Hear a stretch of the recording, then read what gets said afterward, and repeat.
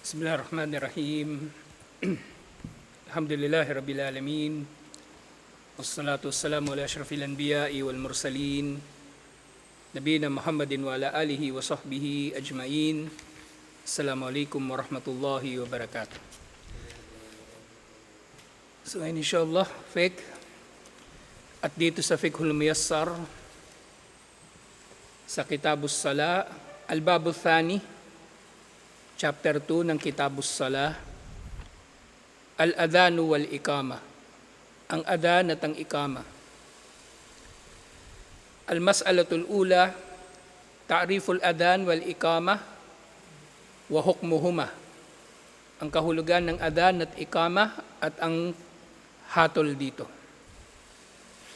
Sa una, Ta'riful Adhan wal-Iqama, ang kahulugan ng adhan at iqama. Al-adhanu lugatan al-i'lam. Ang literal na kahulugan ng adhan ay i'lam. I'lam, ibig sabihin, pagpapabatid. Pero sa makabagong konteksto, pag sinabing i'lam, broadcast. Pagbo-broadcast sa TV, sa radyo, sa internet, yun ay i'lam din na tinatawag. Kasi nga sa adhan, pinaririnig mo sa mga tao na magsisimula na ang sala at sa lugar na ito ay mayroong sala. So yun yung adhan. Hindi lang ito nagtatawag kumbaga na oras na ng sala. Ito ay nagtatawag din na sa lugar na yun na kung saan naroon ang muaddin ay mayroong sala. Yun ang isa ring kahulugan ng adhan. Kaya nga sa adhan mayroong sinasabi hayya alas sala. Tinatawag mo ang mga tao na magsala. Kaya nga, sa ahkam, ang sino mang nakakarinig sa adhan, lalong-lalo na, ay marapat na magsala sa masjid. Marapat na magsala sa masjid kasi kapag naririnig niya ang adhan, ibig sabihin, malapit siya sa masjid at walang dahilan upang hindi siya magsala doon. Sinabi ni Allah, wa adhanun minallahi wa rasulih. Pero sa parehong konteksto, ang adhan at ang wa'adanun minallahi wa rasuli, yung adhan na tinutukoy dito ay pagpapabatid din. Siyempre, yung adhan, may kinalaman din ito sa udon. Ano yung udon? Ha? Ano? Tenga. Tenga. Yung udon ay tenga. Yung pandinig, sam'un, di ba? Yun ang pandinig. Sam'.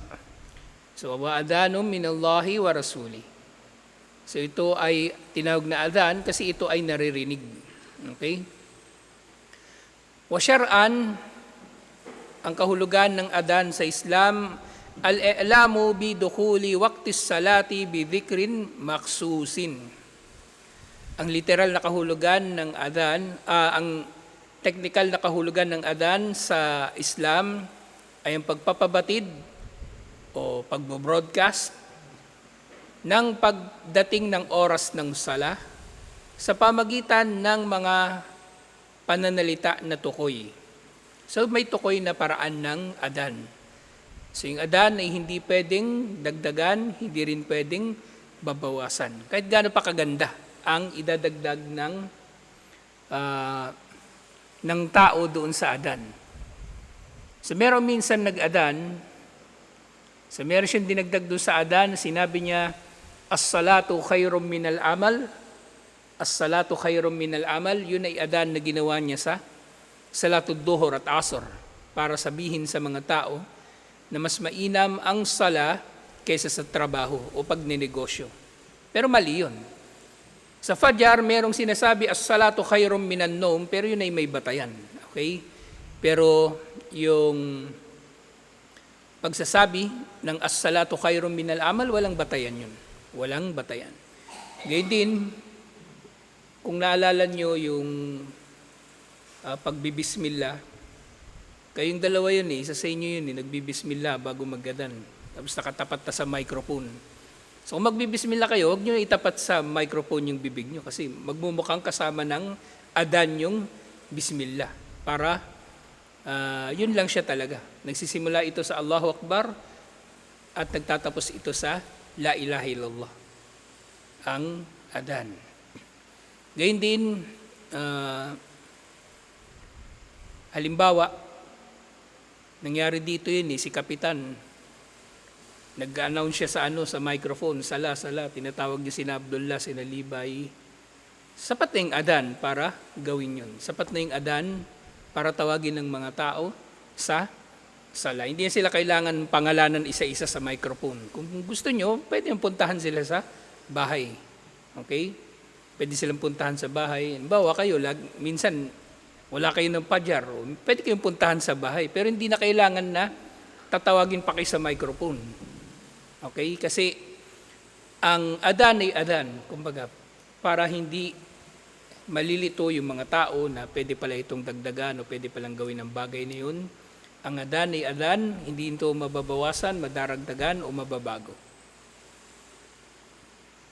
So yung kahulugan nga ng ikama naman, wal ikamatu logatan, ang literal na kahulugan ng ikama, hiya masdaru akama. Ito ay galing sa salitang akama. Ito yung kanyang root word, akama. Wa hakikatuhu ikamatul qaid.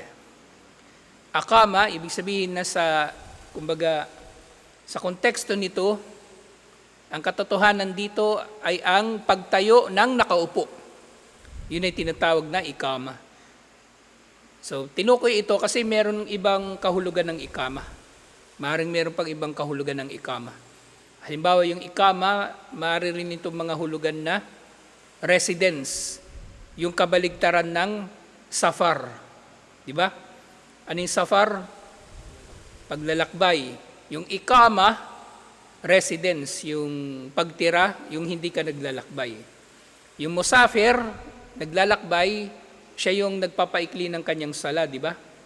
Pero yung mukim, resident, tayo halimbawa, hindi siya nagpapaikli ng sala. Hindi tayo nagpapaikli ng sala. Pero dito, ang ikama ay galing sa salitang akama sa konteksto nito na tumayo o pagtayo ng nakaupo. Na literally nga, ang ikama, pag tinawag, syempre, yung nakaupo, tatayo. O kung anumang ginagawa ng tao sa panahon na yon, halimbawa nagsusunna, kailangan na niya itigil ang kanyang sunnah at dumalo sa jamaa dahil tinawag na ang ikama. Liban na lang siyempre kung inaasahan niya na matatapos pa niya ang kanyang sunnah bago pa matapos ang ikama hanggat maaari o bago magtakbir ang imam o mga ilang sandali lang pagkatapos niya magtakbir. Kasi hindi nga maganda na yung nagsusunna, ipipilit niyang matapos yung kanyang sunna, nagmamadali na siya o kaya matatapos na siya magsunna, tapos sasama siya sa saf, sasama siya sa jamaan ng mga Muslim, malapit na magruku ang imam. So mas marapat na itigil niya ang kanyang sunna na sala kapag tinawag na ang ikama. Okay? Iwan niya yon kasi pwede naman niya yung balikan eh. Kesa naman yung nagmamadali siya at maaring hindi patanggap ang kanyang sunna na sala. Katulad ng nabanggit natin dati. So, pwede niyang iwan ang kanyang sunna na sala. Wala siyang kailangan gawin. Hindi niya kailangan magtaslim. Basta iputulin niya, tumayo siya kahit ano pang ginagawa niya. Nagpapatiha siya, nakaruku, nakasujud, itigil niya ang kanyang sala at sumama na sa saf ng mga Muslim, inshallah. At bayaran na lang niya kung gusto niya. Kasi ang sunna naman na sala, pwedeng bayaran. Meron din ditong kada. Hindi ka nakapagsunna ng fajar, mag-sunna ka pagkatapos ng fajar. Hindi ka nakapagsunna ng 4 na raka bagong duhur, hindi magsunna ka ng 4 na raka pagkatapos ng duhur. Walang problema, inshallah. Lahat ng sala ay maaring merong kada. Kung pinahintulutan nga ito sa wajib na sala, di ba yung wajib na sala meron lang siyang oras, paano pa kaya sa sunan na mga sala? Yung mga rawatib nga na tinatawag. So mas pinahintulutan inshallah ang kada dito. So hindi kailangan na pilitin ng tao na matapos ang kanyang sunna kapag nagikama na nagmamadali na siya, na nawawala na yung tumaanina, tapusin niya yung sala niya, putulin niya, ibig ko sabihin, putulin niya at ulitin na lang niya mamaya pagkatapos ng wajib na sala. So yun ang ikama. Mula sa salitang akama, na literally ang pagtayo ng isang nakaupo. Wasyar'an at ang technical na kahulugan naman ng ikama, al-i'lamu bil qiyami ila salati bidhikrin maksusin warada fi syari'. Ang ikama, ito ay pagpapahayag sa mga tao ng pagtataguyod ng sala. As in, itataguyod na talaga ang sala. Kaya nga, di ba natalakay natin ito doon sa Asyaratus Sa'a, mga palatandaan ng pagdating ng araw ng paghukom. Madalas nababanggit siya bilang past tense. So doon sa ikama, past tense din ang sala. Kasi nandyan na siya talaga, wala nang duda. Nandyan na siya talaga, wala nang duda. Kaya past tense ang ginamit. Qad qamat. Ang qad palagi ay past tense, nangyari na. Qad aflahal mu'minun, nagtagumpay ang mga mananampalataya. Kasi siguradong mananampalataya sila, kahit ang tinutukoy pa rito ay yung tagumpay, syempre doon sa pagpasok sa paraiso. So qad qamat, itinaguyod na ang sala. So ito ay pagpapabatid sa mga tao sa pagsisimula ng sala sa pamagitan ng mga pananalita na tukoy ayon sa kung ano ang nababanggit mula sa syari'. Yung syari' na tinutukoy dito, syempre yung mga batayan. Quran at Sunnah, pangunahin syempre, pero sa mga salita o kung paanong gagawin ng adhan at ikama, nababanggit ito sa hadith. At yun ay syari' din na matutukoy, may tuturing. Okay?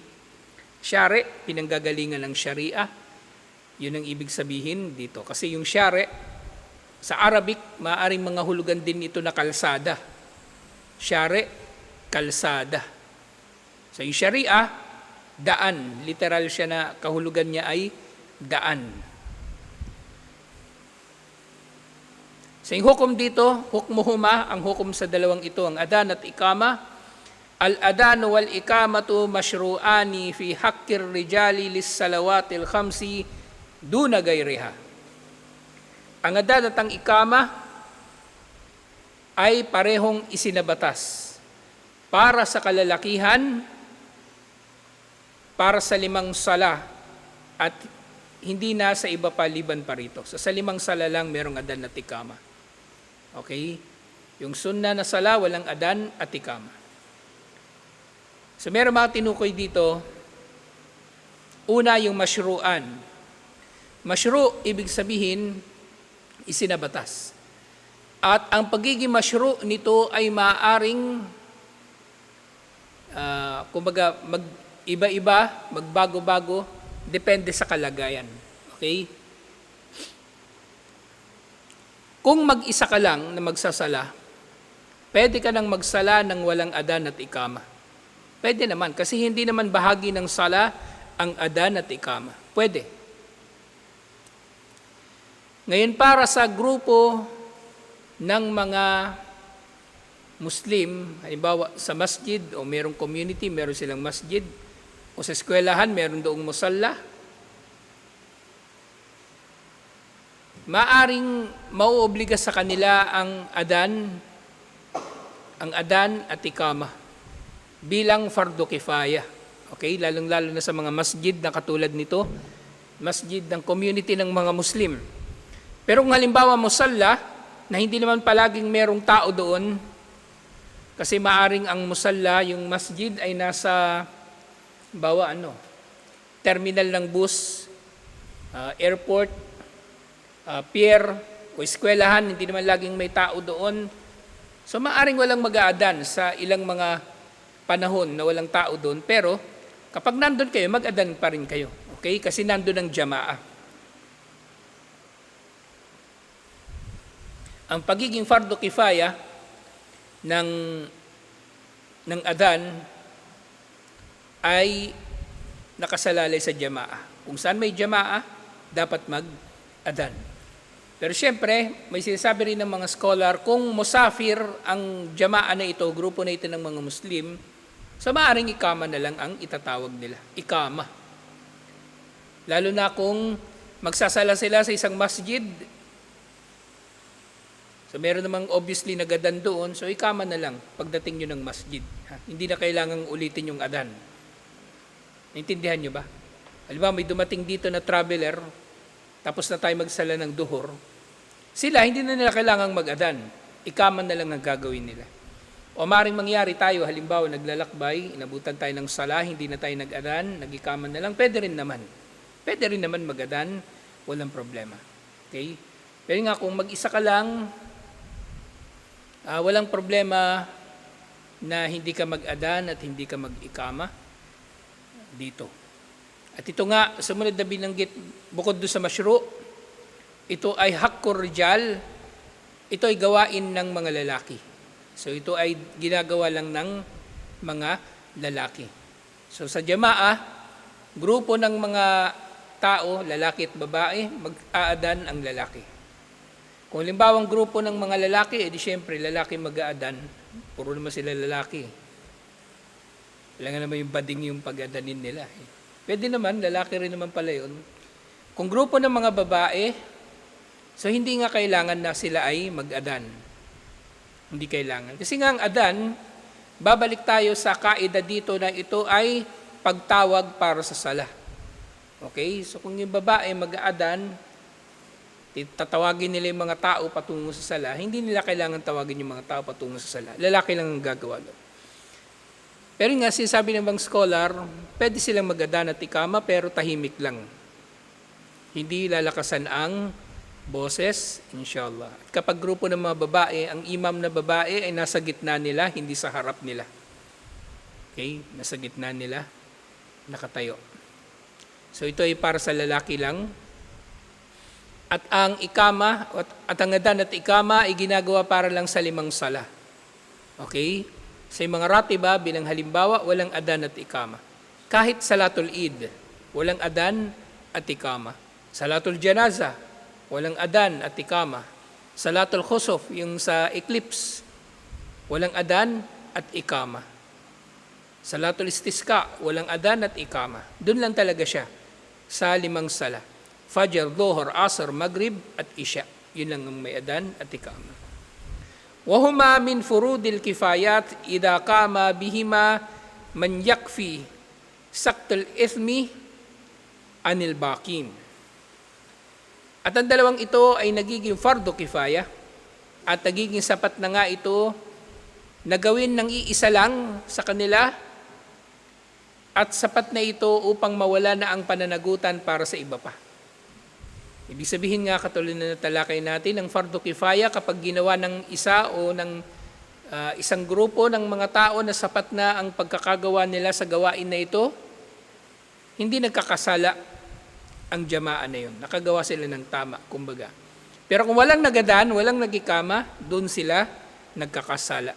Doon sila nagkakasala. May masjid tapos walang mag-aadan, yun ay napakalaking, kumbaga, kasalanan na nasa antas na ito ng pagpapabaya ng jamaa o ng grupo ng mga Muslim sa kanilang masjid. So bakit ganito? Li'annahuma min sya'airil Islam ad-dhahira. Dahil ang dalawa na ito ay kabilang sa mga sagisag ng Islam, sagisag ng Islam na hayagan. So kailangan ihahayag ang adan at ikama. Ito rin ang dahilan ko bakit mahina dapat ang adan at ikama ng babae kasi lalaki nga lang ang gagawa nito dapat. At bakit hindi ito dapat pinapabayaan ng jamaa? Dahil ito ay kabilang sa mga sagisag ng Islam na dapat na ihinahayag. Dapat na ihinahayag. Hindi itinatago, hindi kinukubli, hindi sinisekreto. Dapat ito ay ihinahayag. Fala yajuzu ta'tilahuma. Kaya hindi pinahintulutan ang pagpapabaya sa dalawang ito. Hindi pinahintulutan ang pagpapabaya sa dalawang ito. Al-mas'alatu thaniya, pangalawang usapin sa adan at ikama.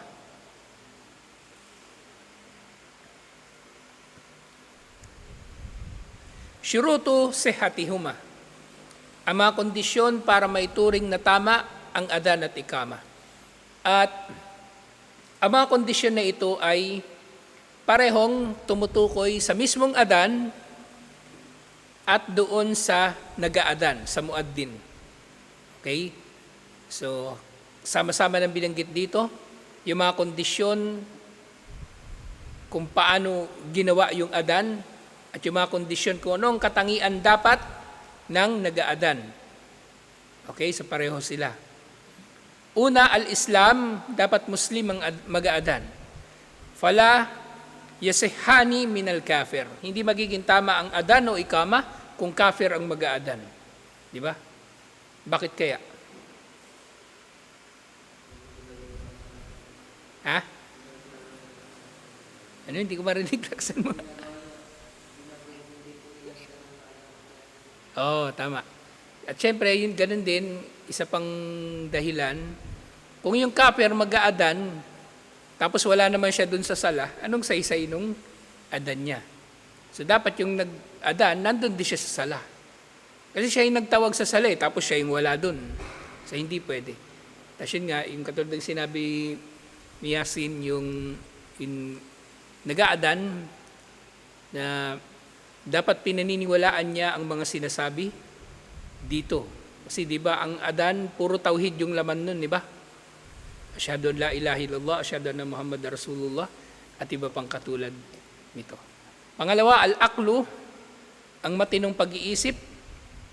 Fala yasihani anil majnuni was sakran wa gairal mumayyiz.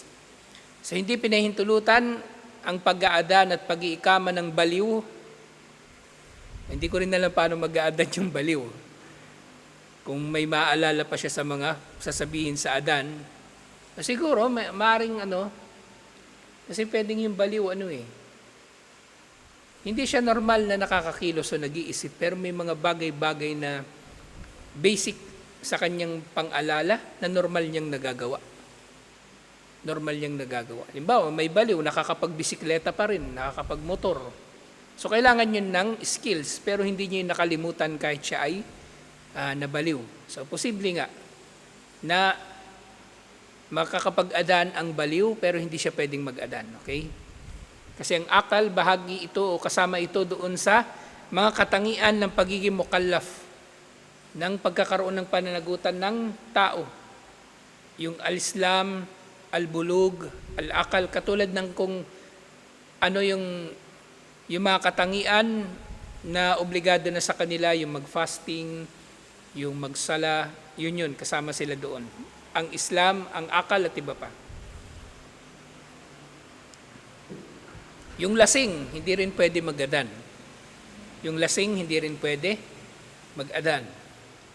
At yung gayril mumayyiz, ibig sabihin yung bata pa na hindi pa dumarating sa edad na may isip na siya, 5 years old pababa, hindi tanggap ang kanyang adan kung mag-aadan siya para sa jamaah.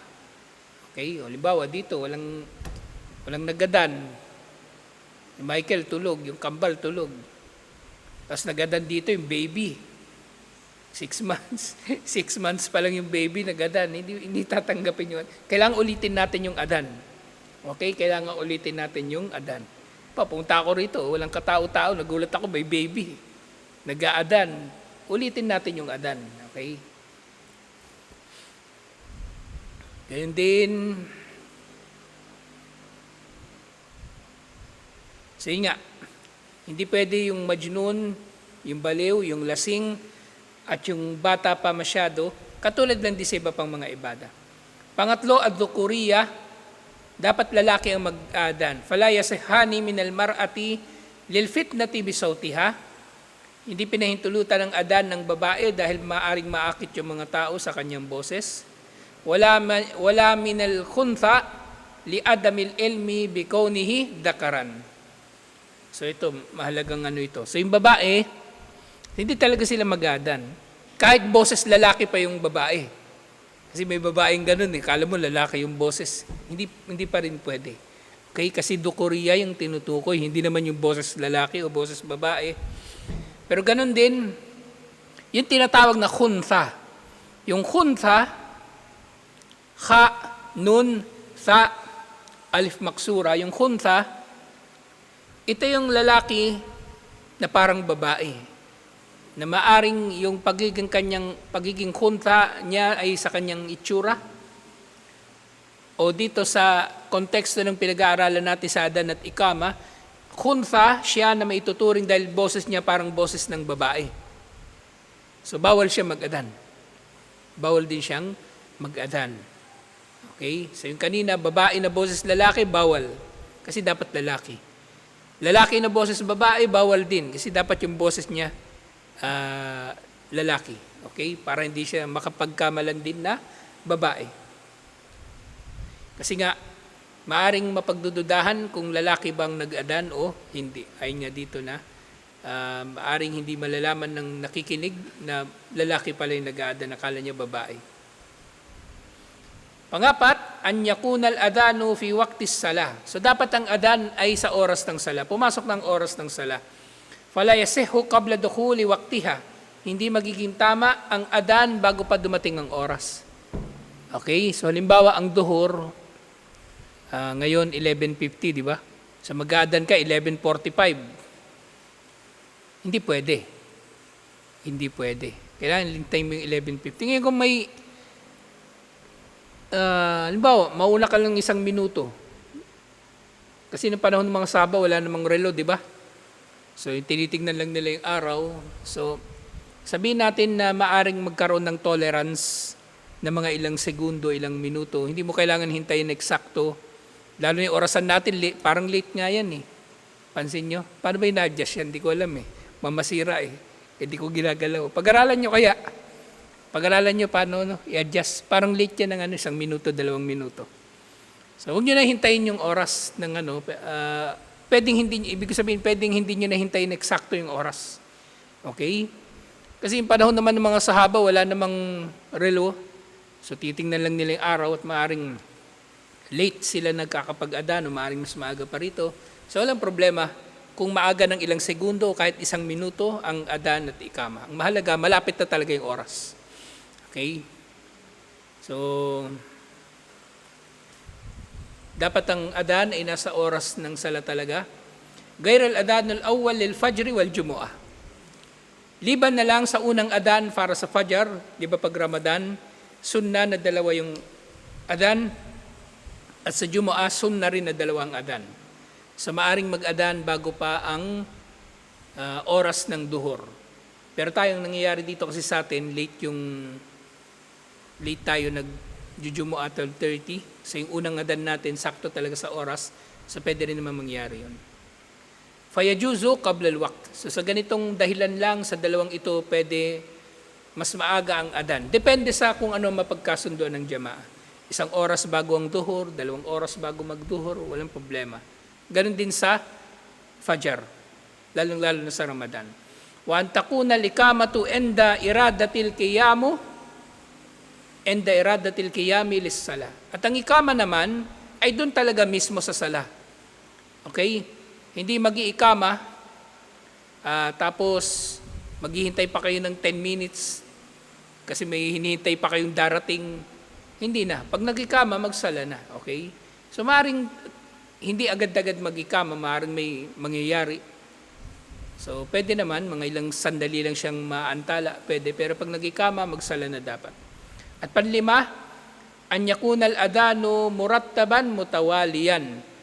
Ang adan ay dapat magkakasunod ang sinasabi rito, hindi balibaligtad.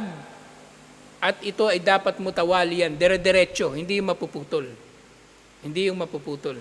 Kama waradat bidalika as-sunnah, katulad na nababanggit sa sunnah, wa kadalika al-ikama. So gayon din ang ikama. Dapat sunod-sunod at tuloy-tuloy. Nang ibig ko sabihin dito, halimbawa, may nag-aadan, tapos natigil yung kanyang adan.